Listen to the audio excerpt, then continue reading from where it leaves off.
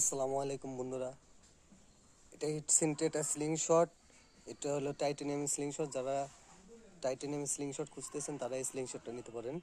এটা দুই দিক দিয়েই শ্যুট করা যায়, এই সাইড দিয়েও শ্যুট করা যায়, আবার এই সাইড দিয়েও শ্যুট করা যায়, দুই পাশে সিস্টেম আছে।